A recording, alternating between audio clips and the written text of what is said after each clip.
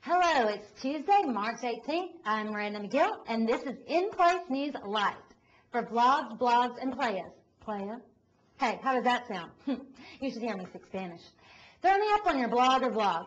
In the news, rules were not made to be broken. At least that's the case in Florida politics. There will be no do-over primary in Florida. Facing strong opposition, Florida Democrats dropped plans to hold a do-over presidential primary with a mail-in vote. Now, the fate of the state's 210 delegates is up to the National Party. The decision is in. No do-over for Florida Democrats. State party officials say they will not hold a new Democratic presidential primary. They had been considering a mail-in vote so that residents could have their say in who will be the party's nominee. But the proposal was abandoned on Monday. I think that based on, the significance of the hurdles that we were facing last week, and the conversations and the emails and the phone calls, that we have felt like it might be best to go ahead and not look at this vote by mail. All of Florida's congressional members opposed the proposal, and Barack Obama's campaign had raised questions about the security of a mail-in vote. Thurman says the fate of Florida's 210 delegates now lies in the hands of the Democratic National Committee, which is set to meet again next month. Meanwhile, Michigan is getting closer to holding a new primary.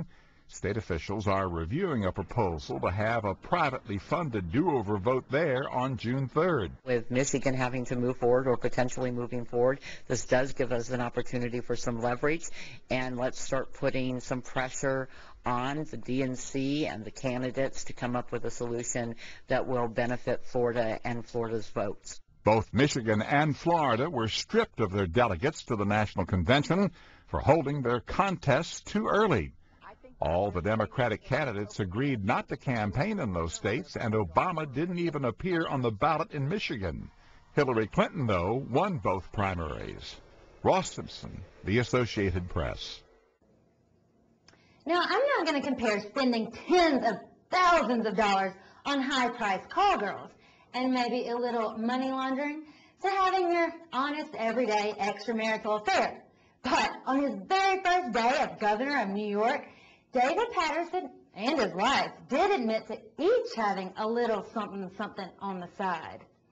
David Patterson can point to a sex scandal in the governor's office as his reason for being sworn in as the new governor of New York. And after he took the oath of office, he acknowledged that he had had an affair too. Patterson and his wife told the New York Daily News they both had affairs during a rough patch in their marriage around the turn of the century.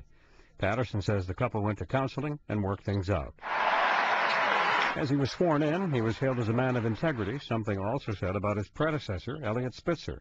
Spitzer resigned amid allegations that he hired a high-priced call girl, spending tens of thousands of dollars on sex. The Pattersons did not give any details about their affairs. Brian Thomas, The Associated Press. The last of 7 bodies has been pulled from the mangled rubble at the site of a crane collapse in Manhattan.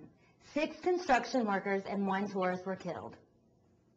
Rescuers have pulled what they believe to be the last remaining body from the rubble at the site of Saturday's crane crash in New York. We all came down here, to show support, for our fellow workers. In all, 6 construction workers and a female tourist were killed when the frame broke away from an apartment tower under construction and toppled like a tree onto buildings below. Why this tragedy took place is something that will require study. New York Mayor Michael Bloomberg says 24 others were injured, including 11 first responders.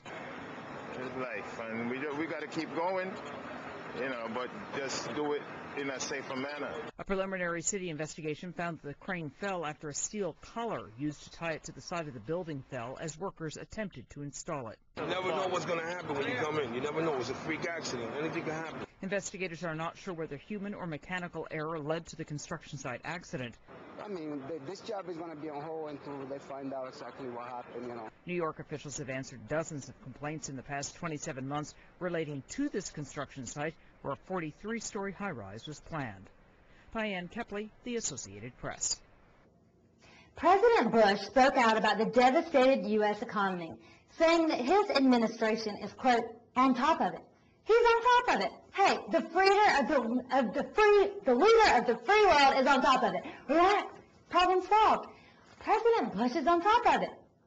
Hey, isn't he the one responsible for spending billions a month on his war? It's the mortgage meltdown's biggest casualty yet.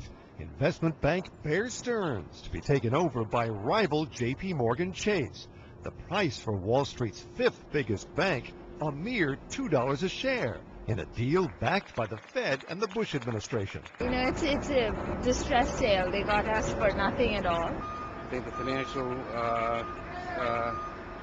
environment in this world right now is very dicey. But here at the White House, President Bush is drawing the opposite conclusion, saying U.S. markets are functioning. The nation's economic watchdogs are on top of the situation, and investors at home and abroad can be confident. One thing is for certain, we're in challenging times, but another thing is for certain that we've taken strong and decisive action. That action includes federal guarantees for up to $30 billion in Bear Stearns assets, especially mortgages of doubtful value.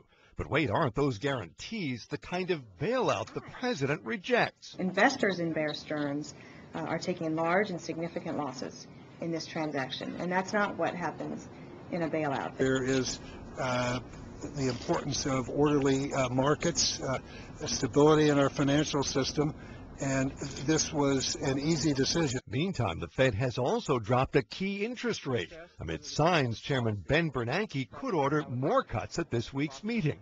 But on Wall Street, worry remains the watchword. One could say, no, Bear Stearns is simply the beginning of additional problems, of additional companies that are going to be seeking assistance, and maybe it's number 2, 3, or 4 who will not be able to get bailed out. After a big tumble when trading opened for the week, stocks recovered by the end of Monday trading.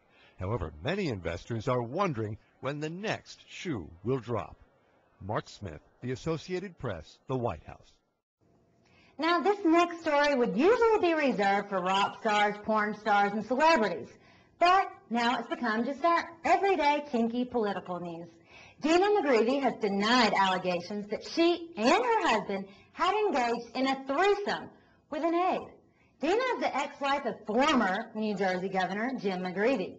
When asked about the threesome, Jim said that he and his wife did in fact have a threesome with male aide Teddy Penderson, and on more than one occasion. That redefines the word liberal. I'm Miranda McGill. Come check me out at In Place News for all the day's news. Thanks for watching In Place News Live for vlogs, blogs, and playas.